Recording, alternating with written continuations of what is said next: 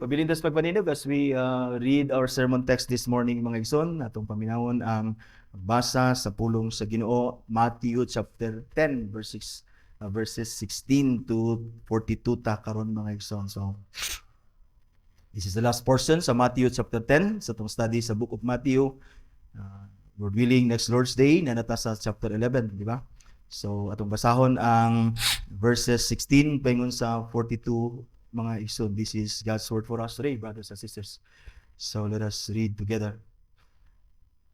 Behold, I am sending you out as sheep in the midst of wolves, so be wise as serpents and innocent as doves. Beware of men, for they will deliver you over to courts and flog you in their synagogues.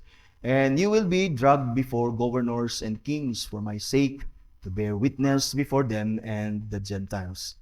When they deliver you over, do not be anxious how you are to speak or what you are to say, for what you are to say will be given to you in that hour. For it is not you who speak, but the Spirit of your Father speaking through you. Brothers will deliver brother, or brother will deliver brother over to death, and the father is child, and the children will rise against parents and have them put to death. And you will be hated by all for my name's sake, but the one who endures to the end will be saved. When they persecute you in one town, flee to the next, for truly I say to you, you will not have gone through all the towns of Israel before the Son of Man comes. A disciple is not above his teacher, nor a servant above his master. It is enough for the disciple to be like his teacher, and the servant to be or like his master. If they have called the master of the house Beelzebul, how much more will they malign those of his household? So have no fear of them, for nothing is covered that will not be revealed, or hidden that will not be known. What I tell you in the dark, say in the light, and what you hear whispered, proclaim on the housetops. And do not fear those who kill the body but cannot kill the soul. Rather fear him who can destroy both soul and body in hell. Are not 2 sparrows sold for a penny, and not one of them will fall to the ground apart from your Father? Even the hairs of your head are all numbered. Fear not, therefore, you are of more value than many sparrows. So everyone who acknowledges me before men, I also will acknowledge before my Father who is in heaven. But whoever denies me before men, I also will deny before my Father who is in heaven. Do not think I have come to bring peace to the earth. I have not come to bring peace, but a sword. For I have come to set a man against his father, and a daughter against her mother, and a daughter-in-law against her mother-in-law. And a person's enemy will be those of his own household. Whoever loves father or mother more than me is not worthy of me, and whoever loves son or daughter more than me is not worthy of me. And whoever does not take his cross and follow me is not worthy of me.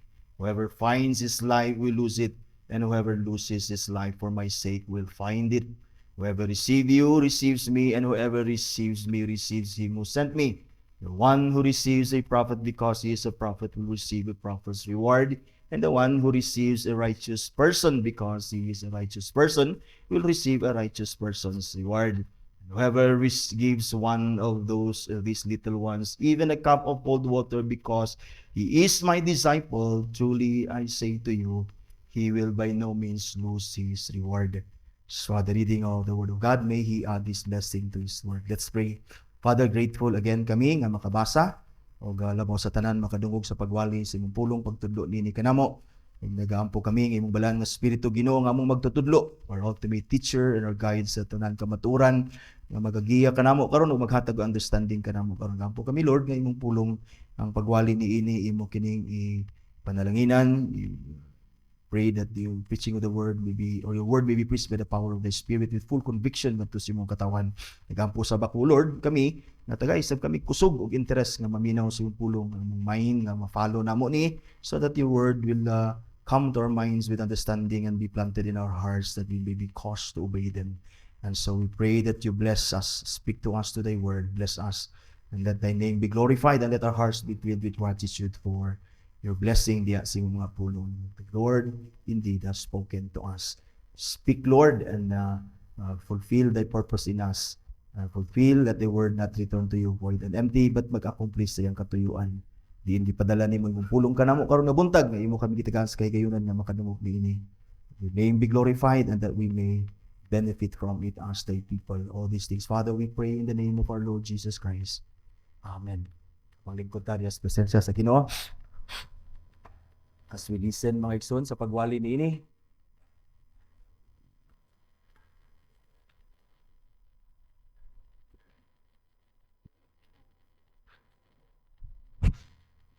Sa kinay ka wali ni Jesus, mga igsoon, ang adto sa mga disciples before he sent them. So walihan sila una ni Jesus, instructionan una sila ni Jesus, gitudluan una sila ni Jesus kung unsay ilang mahinagbuan, di ba? Aron nga may courage sila nga mopadayon sa ilang tawa ang tawag sa Ginoo sa ila. So giuluhan nako ni mga igsoon sa atong panahon karon, ang atong application ani giuluhan nako ni ang title or ang title sa mao nga sermon this morning is Our Call to Obey Christ at All Costs. We have a call to obey Him at all costs as our Lord and our Master, mga igsoon.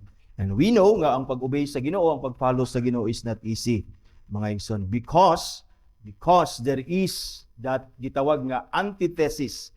There is that opposition and enmity between the seed of the woman who is Christ and the seed of the serpents who are the sons of the devil, mga igsoon, nga nagay opposition kanunay gaga-exist between Christ and His people and Satan and his people, mga igsoon. That's why following and obeying God's word, following and obeying Christ is not without opposition from the world, even from our own families. Mao nga ang atong pagsunod, pag-obey sa Ginoo kang Christ, pag-follow o pag-obey sa iyang katuyuan sa atong kinabuhi, even as a church, not without opposition. Naagyoy opposition. Gawas sa remaining corruption sa atong sin sa ato ang dili kita ganahan ani, but salamat nga nang Spirit that we always encourage and empower us to obey the word of God. Also naa ang world, mga igsoon, naa ang kalibutan, naa ang mga taos kalibutan nga nahigugmas kalibutan, mga igsoon. Even our own families will oppose us sa atong pag-obey sa Ginoo. That's why dili sayon, mga igsoon, and yet we're still called to faithfulness. We are still called to faithfulness. Even ang opposition magasugod sa atong panimalay. We see this even in Cain, who murdered his own brother Abel sa Genesis palang daan. Makita nato ang opposition even sulod sa panimalay. Kay si Cain mismo, gipatay niya iyang igsuon nga si Abel. Si Esau was against his even twin brother Jacob. Naasulod sa panimalay kana nga opposition. We see this even in Christ Jesus as well, beginning his birth. Si Christ mismo, as the seed of the woman, sa diyang natao siya, mga igsoon, makita nato ang opposition. Even si Herod, King Herod, tried to kill the baby Jesus. And sa Jesus, sa diyang nagdako siya, uban sa iyang panimalay, iyang mga igsuon mismo sa unod were against him. Even his countrymen were opposed to Christ and tried to kill the Lord Jesus Christ. This antithesis, this opposition, this enmity between Christ's people and the devil continues until today, mga igsoon. It continues down to whoever follows Jesus, even sa atong panahon karon. That's why kita nga nangalagad sa Ginoo, kita nga nakang Kristo, mabati nato ni og di ta angay makurat og mabalaka tungod kay natural kini, and si Jesus nag-instruct pod sa ato karon on how we are to respond and conduct ourselves, mga igsoon. Taliwala ani nga opposition, hatred, and even persecution. Christianity is the most hated religion. It is the most hated religion. This is no wonder, again, because Satan and his children are naturally opposed to God. They are opposed to God, they are opposed to Christ, the Christ of God, Jesus Christ, and hence they are opposed to the church. They are opposed to us. Thus, here in our text, mga igsoon, our Lord Jesus Christ teaches His disciples dayon. That's why din gituduan ni Jesus ay ang mga disciples to be faithful to Him and to His call at all costs, despite the hatred and the persecution that naturally follows when we obey the Lord. Gi-instructionan sila ni Jesus nga magpadayon matinud-anon sa tawag tungod kay taliwala nga naaning hatred and persecution that follows as they follow the Lord. Christ commands them here to proclaim the gospel without fear. For the Heavenly Father cares for them, mga igsoon, and will make sure that their labor in Christ will never be in vain. Mausad ni ang gisulti ni Paul sa mga taga-Korinto, and even us kita nga mga Christians nga nag-labor diha sa kingdom sa Ginoo, sa harvest, pag-obey, pag-carry on sa pag-proclaim sa gospel ngadto sa kalibutan, nga usahay maptempta nga mo give up, ma-discourage because we're opposed. Even sa mga tao o kauban nato sulod sa tong panimalay, ma-discourage ta usahay kay they themselves will oppose us, as the Lord Jesus Christ shows us that ang imong enemy naa sulod sa imong kaugalingong panimalay. And so pwede tang madiskurahi. But si Paul sa 1 Corinthians chapter 15:58 ningon siya, "Therefore, my beloved brothers, be steadfast, immovable, always abounding in the work of the Lord, knowing that in the Lord your labor is not in vain." That's why si Christ, iyang giipursige, gi-encourage niya, gitudluan niya iyang mga disciples and us today to continue to be faithful to God, even to Him and to His call, despite kaning opposition, kay normal ni siya, kumbaga. And then makita na to ang reasons here why we are to be fearless in proclaiming the gospel. Same is true today, brothers and sisters. Our Lord Jesus Christ is calling us, still calling us to be faithful to Him and to His call in our lives individually as His children and as a church as well as His household, to be willing to suffer loss of everything, even life, for the sake of Christ. He still calls us today to be faithful to Him and to His call sa atong kinabuhi individually as His child and as a church, as His family. Gusto ni Christ na mahimutang willing to suffer loss for even of everything, even other sa atong life for His sake. Why? Sa verse 39, sa atong verse ningon si Jesus diya, "Whoever finds his life will lose it, and whoever loses his life will find it." You see? Following Christ is never easy, and it demands faithfulness. It demands faithfulness at all costs. Otherwise, we'll find ourselves not worthy of Christ. Nakuha mo? Following Christ is never easy.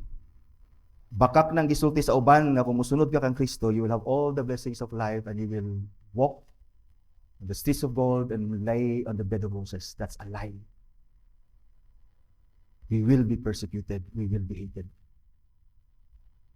It is never easy, and it demands faithfulness at all costs. Otherwise, we are not worthy of Christ. But brothers and sisters, knowing that our labor in the Lord will never be in vain, will never be in vain, let us therefore be faithful in our call to obey Christ at all costs. That's my proposition, ani nga message.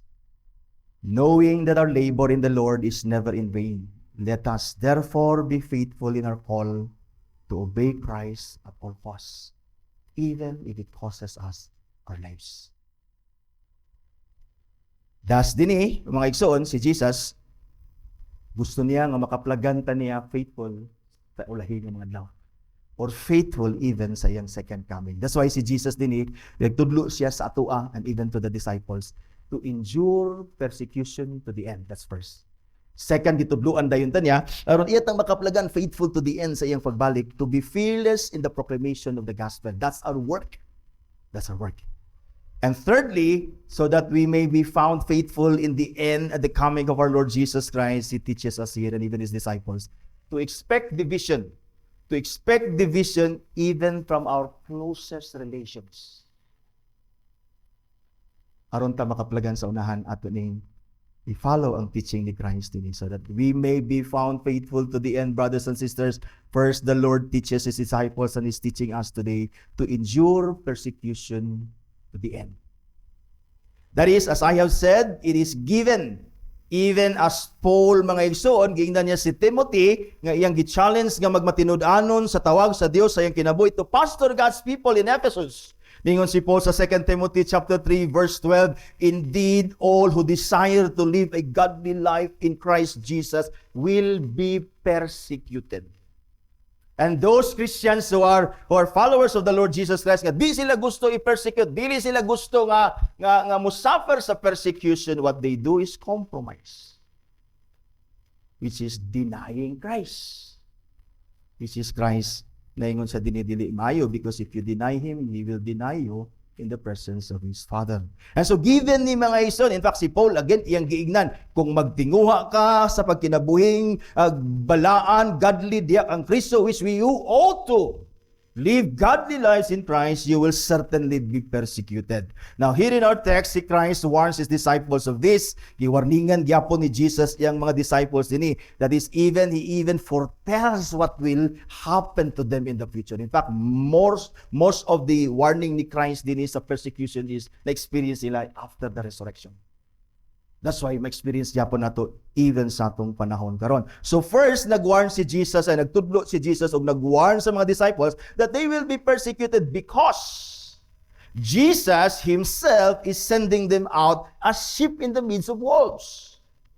Verse 16, behold, I am sending you as sheep in the midst of wolves. That's why naa ang persecutions because we are in an unfriendly, hostile territory.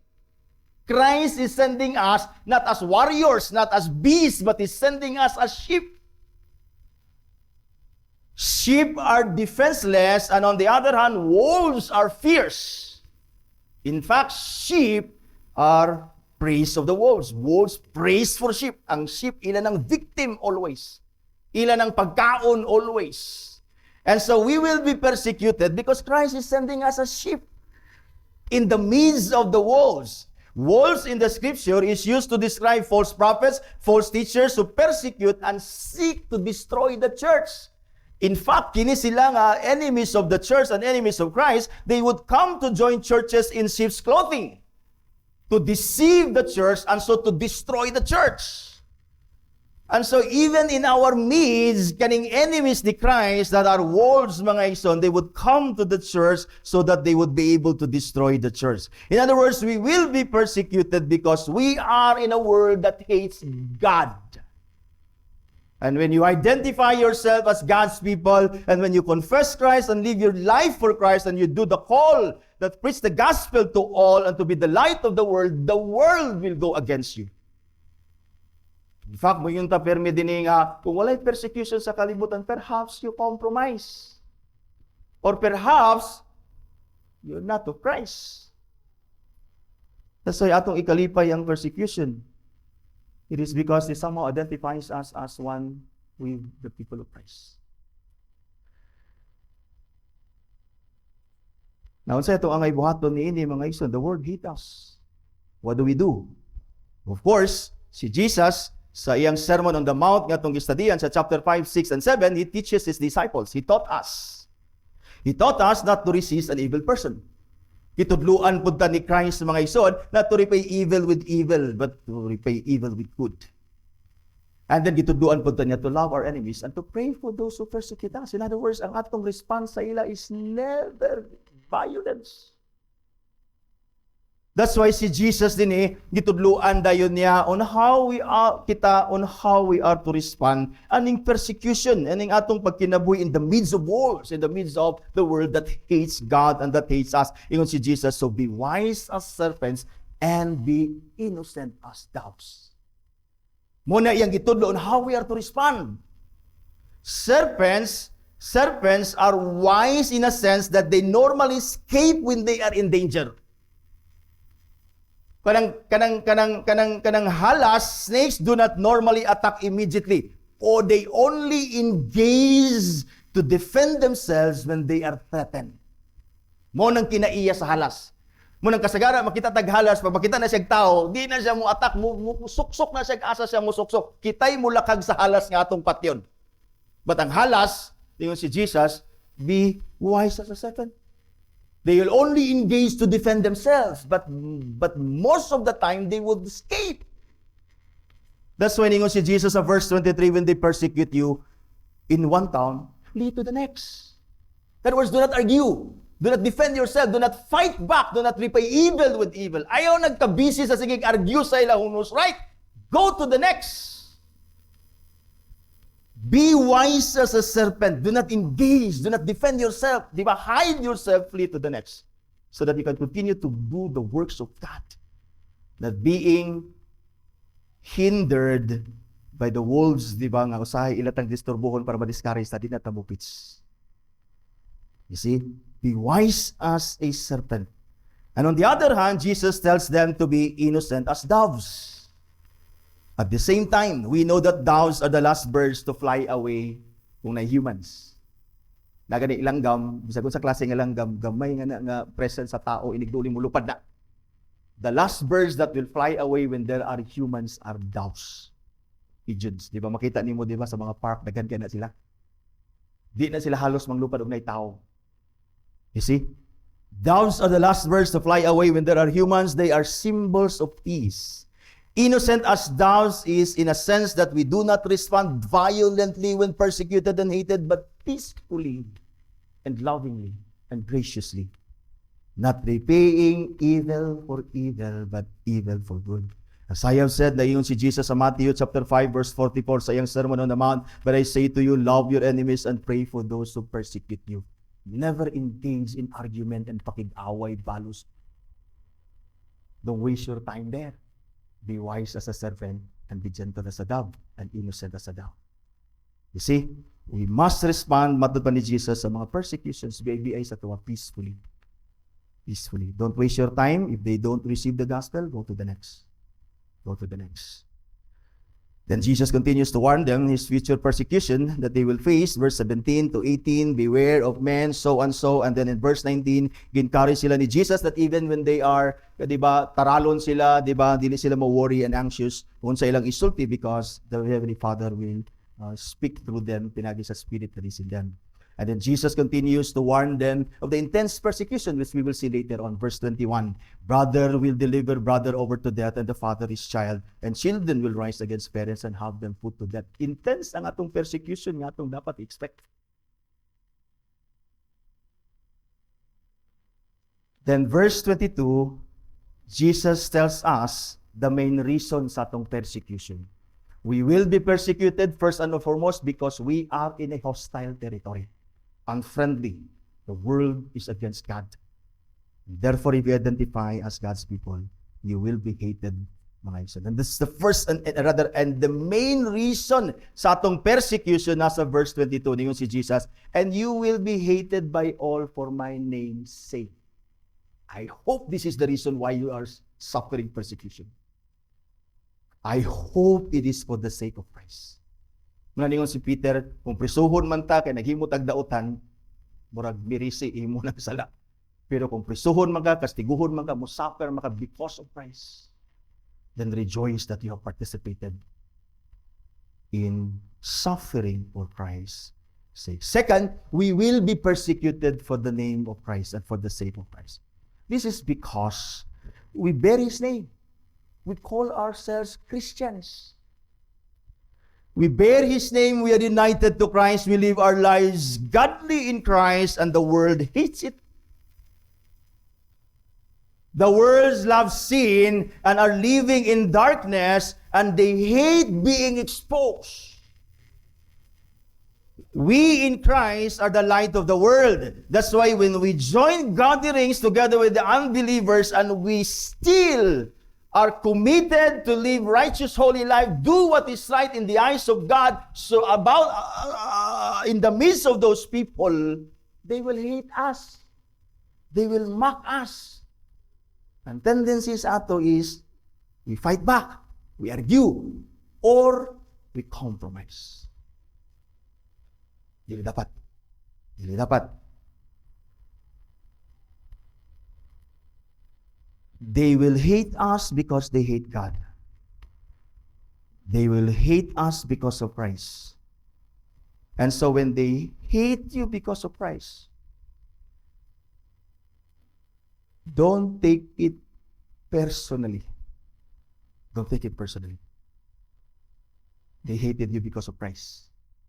Be willing to suffer for Christ's sake. Ay pakig-away, it's not personal. But be willing to suffer for Christ's sake, because para kang Paul sa iyang gingon sa Philippians 1:29. For it has been granted to you that for the sake of Christ you should not only believe and be saved, but it has been granted to you as well to suffer for Christ's sake. We will be persecuted. But unless otherwise, di na tumasabtan ang persecution for Christ's sake, will never be willing to suffer for Christ. Now, this morning, understand that it is given when you follow the Lord Jesus Christ, when you're united to Him, when you identify, and when you do His work, you will be hated.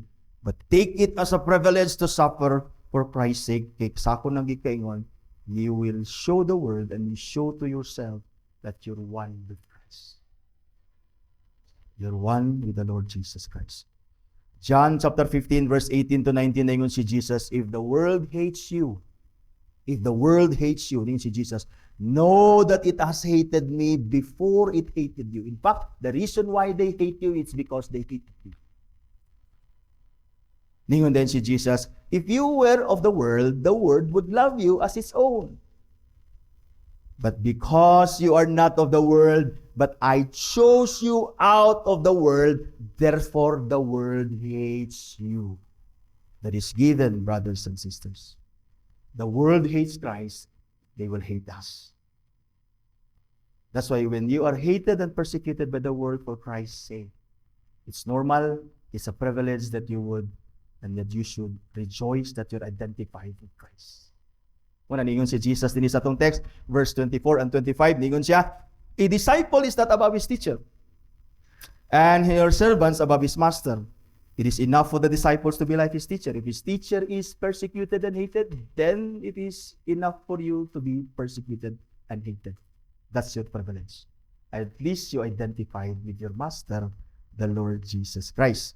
Yung din siya, if they have called the master of the house Beelzebul, that is the prince of demons, that is Satan. If they would accuse Christ of being the devil or he is Satan. Diba kung sila, Christianity, sayawa mo na, si Jesus, di mo na, yes, Ginoo. They will do the same sa atua.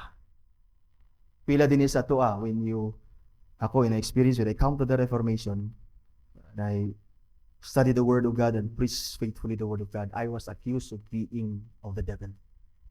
Ginan ko sa usa sa membro din si pastor, iya na sayawa, nayawa na siya. Kuna kayo ko, that's normal because even si Christ was accused of being the prince of demons. And I rejoice because the reason is because I was faithful to the Word. Kaniadto sa dili pa kay ko matinudanon sa pagwalig, hindi ko kabalo saan pagwalig sakto sa pulong sa Ginoo. They loved me.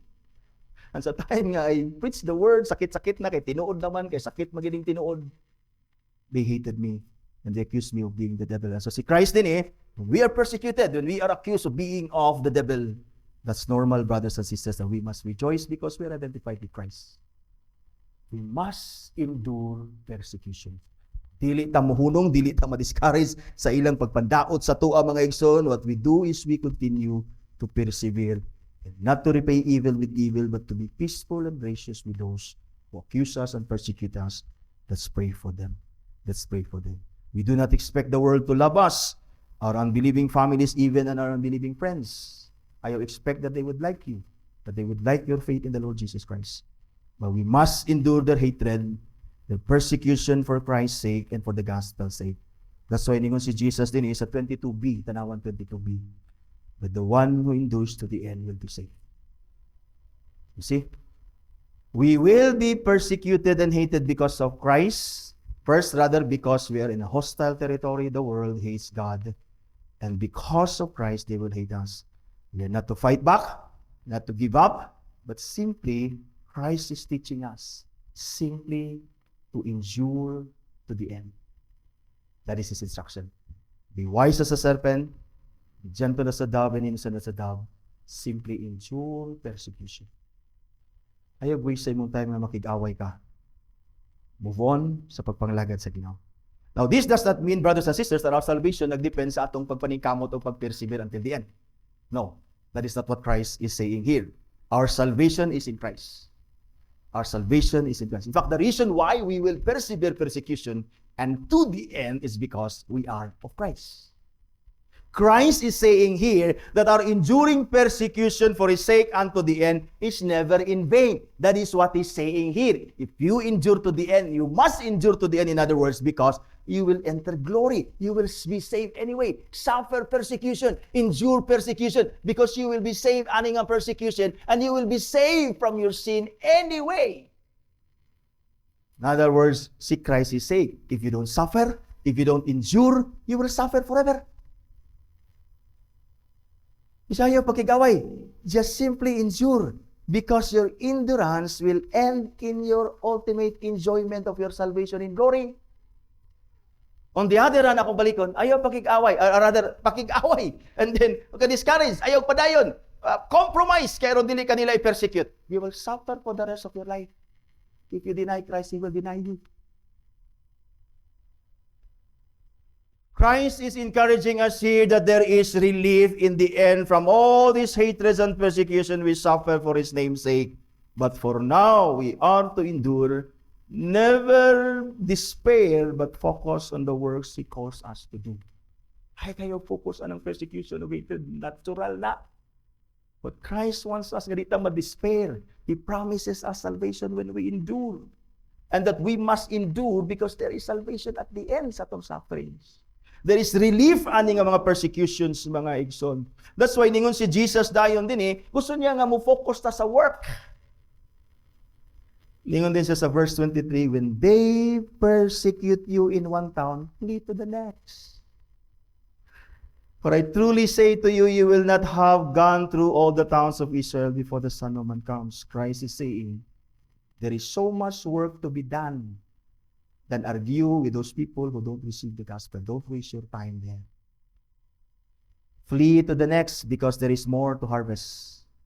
Do not waste your time arguing, fighting back with those who hate you. Be wise as a serpent, be gentle as a dove.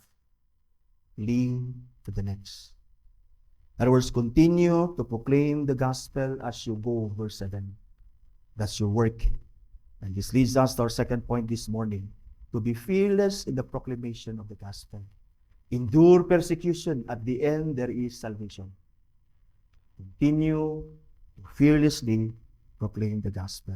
So Christ, brothers and sisters, wants us here to be faithful to the end, that we may, makaplagan ta niya nga faithful to the end. He teaches us here to endure persecution to the end. Second, He teaches us to be fearless in the proclamation of the gospel. Di ta madiskaril sa atong trabaho. Verse 26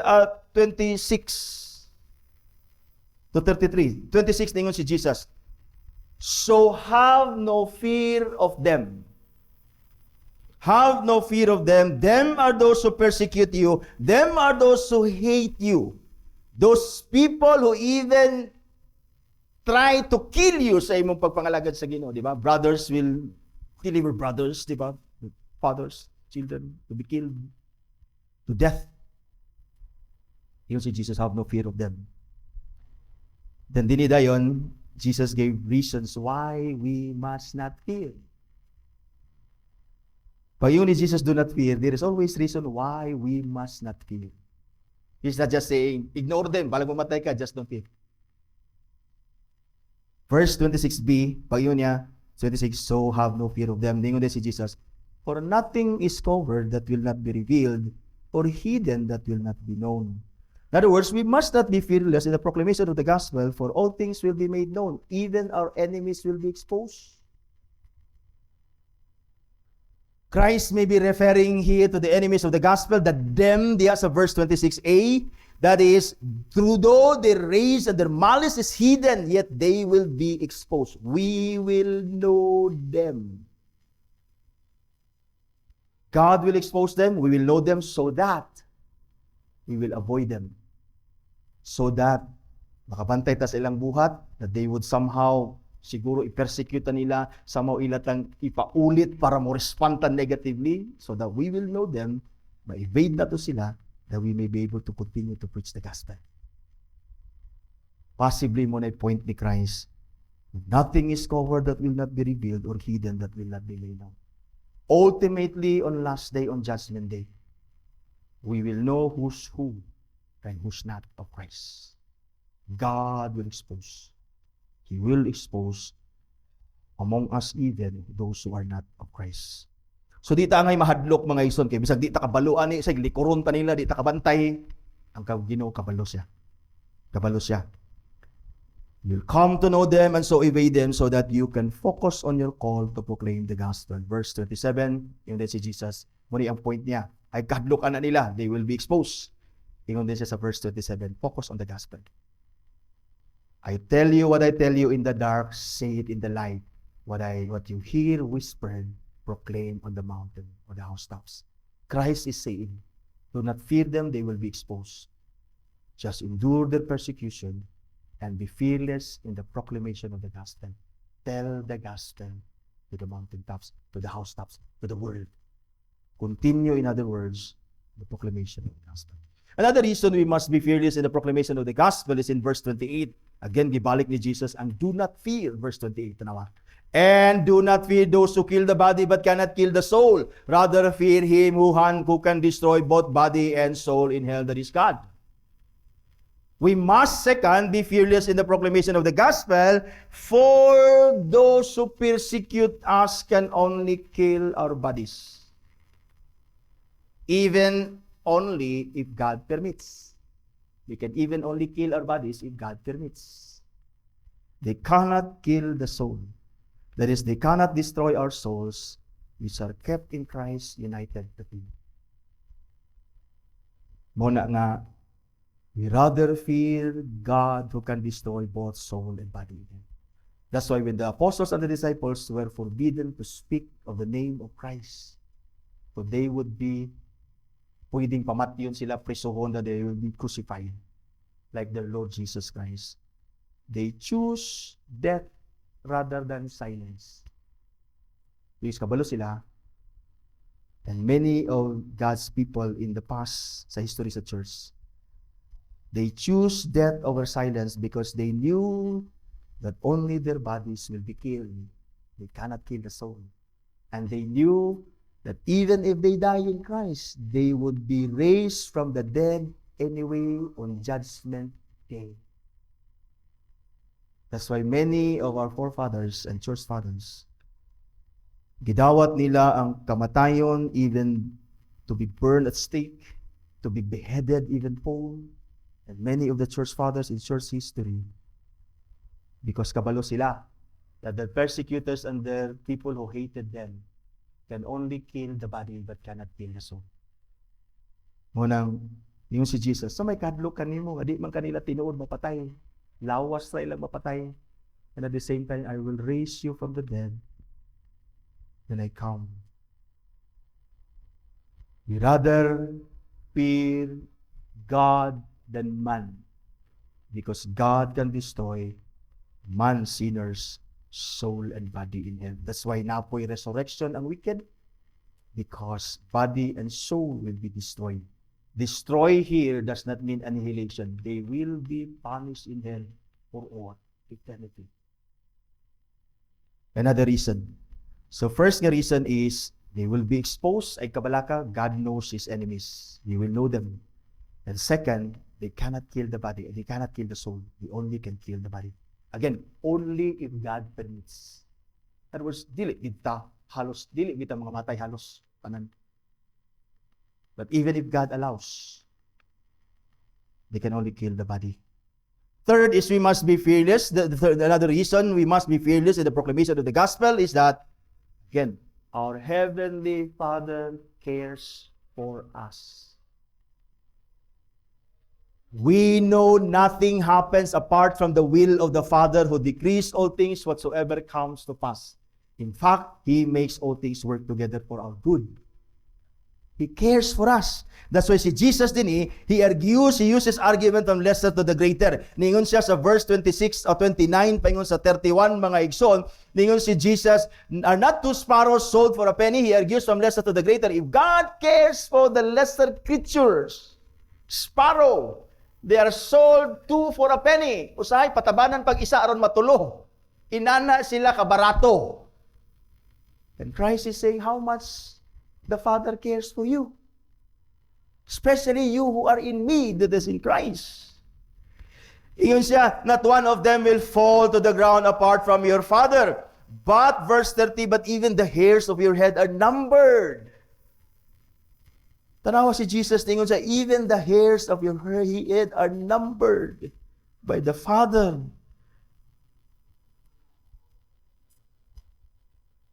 That was Christ is saying, even the hairs of our head, the Father cares even for the hairs of your head.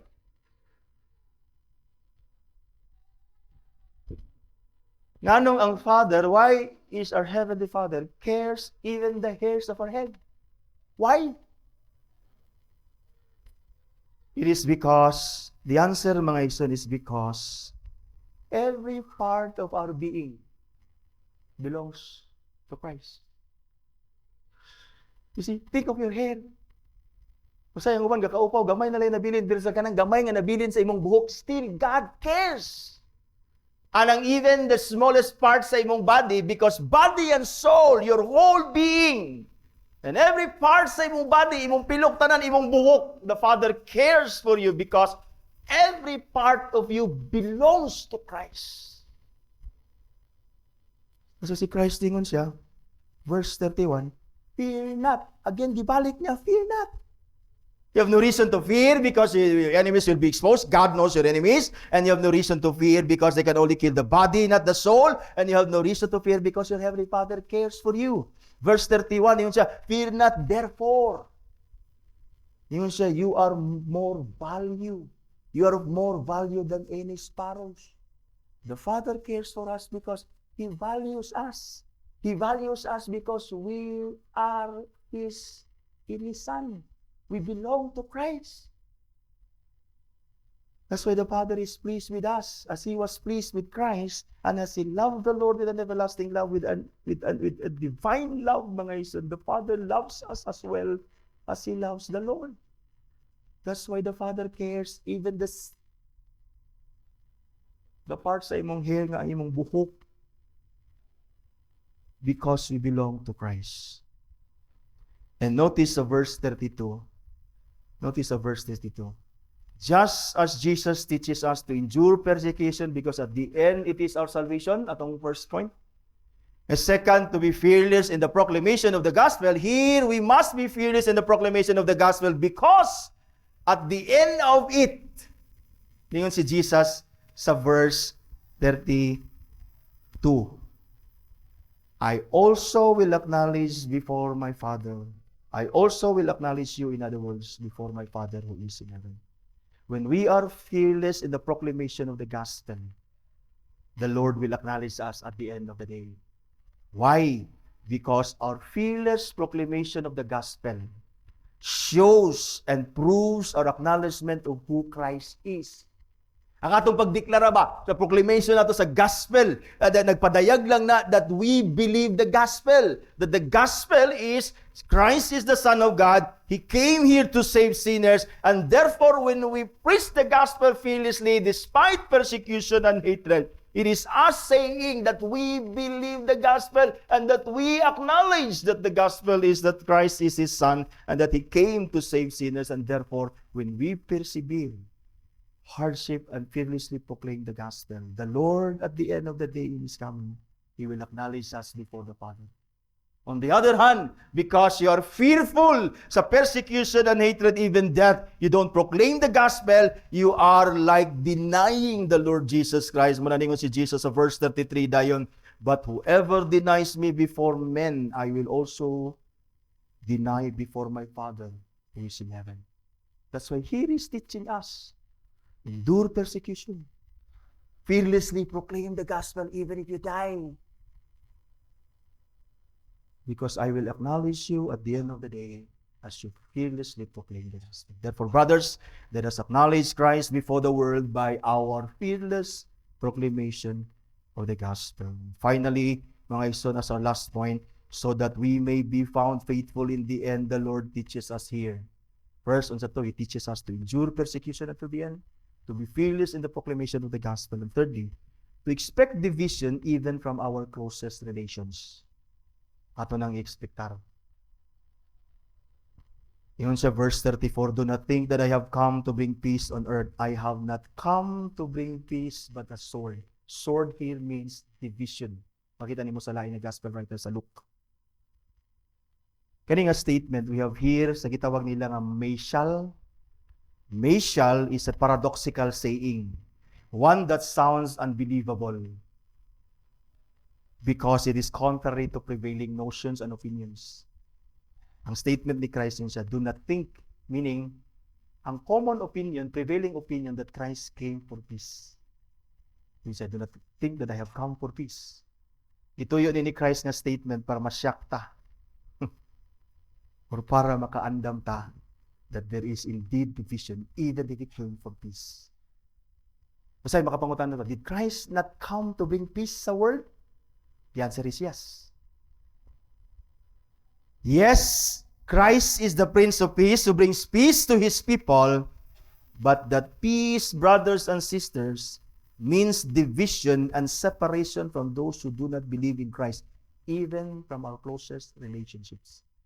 Christ came to bring peace to the Father, but that peace must bring division from those who hate God.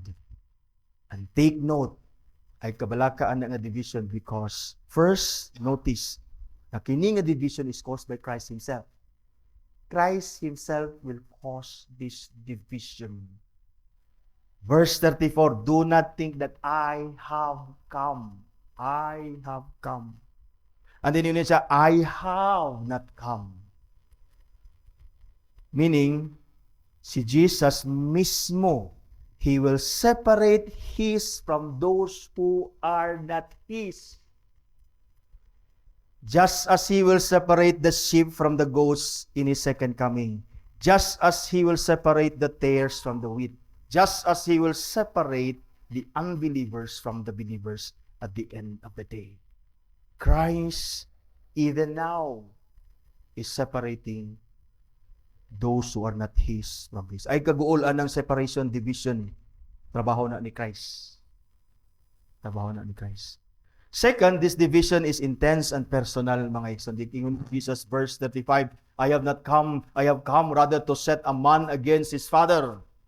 This man does not believe in the Lord Jesus Christ, and the Lord will set him against his father who believes in the Lord Jesus Christ. And a daughter against the mother, and a mother-in-law against mother-in-law, or against her mother-in-law. And then, ingon din si Jesus, verse 36, this is so intense, this is so personal.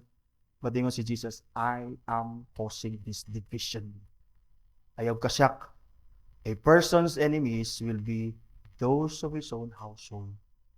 Muna'y number one, persecute na to. That's why, again, Cain was versus his brother Abel. Esau, his twin brother, Maacah against her son Asa sa 1 Kings 15:13. And then Nabal opposes his wife Abigail. Ningon si William Hendrickson, in this case, brothers and sisters, a choice must be made. You must make a choice. It must be a right choice. Ningon siya. If this should mean alienation of a child from his parents or vice versa, you must choose Christ. Because Christ is causing this division. He's separating His from those who are not His. And thirdly, imong manotice kaning division caused by Christ is intense, is personal. Nagituyo ni Christ because He is saving His people from those who are not His. Thirdly, this division is revealing. That is revealing who is worthy of Christ and who is not worthy of Christ. Kani nga division, ituyo ni Jesus para ma-reveal kinsay angay sa iya, worthy of Him and not worthy of Him. That's why 3 times ibali ni Jesus ang not worthy of me. Verse 37, whoever loves father and mother more than me is not worthy of me. And whoever loves son, daughter more than me is not worthy of me. Of course, Christ is not saying that we must not love our father, mother, so on. He's not saying that. He's only saying that if you love them more than me, you're not worthy. You're not worthy. Because even Christ loves us more than Himself. He gave Himself for us. That's why nangaluwas ta mga iso, that there is no reason that we must not love the Lord with the love that is greatest. Christ, who loves us with the highest form of love, deserves nothing less than our greatest love and devotion. Kung ano mo? Si Christ who loves us even with an everlasting love. A love that is demonstrated that is highest because He gave Himself for us. He gave Himself for us not as friends. He gave Himself for us as enemies. Because He loves us. That's why, brothers and sisters, the Lord does not deserve our loving Him less, or our loving things and others more than Christ. Hendrickson goes on to write ningon siya, to belong to Christ is a privilege so inestimable. Ang imong pagbilong ni Christ, pribilehiyo na nga dili ma-estimate ang kantidad ug ang value di ana. That's infinite ang kantidad. That no other relationship can replace your relationship and should replace your relationship kang Christ. Ingon din siya, it is a duty so imperative that no other obligation is more binding than to love Christ above all. And above the things of the world, above your relationships, even above yourself. Because again, He gave Himself for us. Ningon din siya, if the choice is between a parent or Christ, the parent's wish, no matter how ardent, should be rejected. Ingon siya, if between a child or Christ, the child's wish, no matter how vehement, large, and big, must be overridden. This must be done out of our predominating love for Christ. We reject them, in other words, we choose Christ because we love Christ more than anything else. Ningon din si Hendrickson, those who refuse this supreme loyalty to Jesus are not worthy of Christ. That is, not deserving of Him and not being honored by Him. Christ gave Himself for us. He left heaven. He came down. He condescended. Ingon si Paul sa Philippians, He took upon Himself our human nature. He humbled Himself. He chose to be humiliated, to be mocked, to be despised, to be hated, to be crucified, to be killed. And yet, ningon siya, I lay my life for my sheep's sake. He was killed, and yet He was not killed simply because He can't defend Himself. He was killed because He laid His life down for our sake. And the only reason for that is not because we're worthy. It's not because angayan ta, takos ta, mga maayo ta. The only reason for that is because He loved us as He loved the Father, who wills for our salvation in Christ Jesus. That's why ingon si John sa 1 John, the only reason why we are to love God is because He loved us first. And those who experience the love of God in Christ cannot help but love Christ with all their being. Willingness to suffer for Christ and His cause, that is the gospel, must be total. Our willingness to suffer must be total. Must be total. Thus Christ continues to say, whoever does not take his cross and follow me, if you're not willing to sacrifice for Christ's sake, we're not worthy of Christ. Following Christ demands willingness, to lose everything, even your life. And again, like enduring persecution that leads to glory and to the enjoyment of our salvation. And like fearless proclamation of the gospel will result to Christ acknowledging us in the presence of His Father. Here sa tong third point, the willingness to suffer loss for Christ's sake, even loss of closest relationships, and even loss of life for Christ's sake. Ningon din si Jesus, that leads for you to finding your life eternal in the presence of God. Muna ningon si Jesus atong last verse, atong verse ani nga point. Whoever finds his life will lose it, but whoever loses his life for my sake will find it. Keep your life. Avoid persecution. Compromise.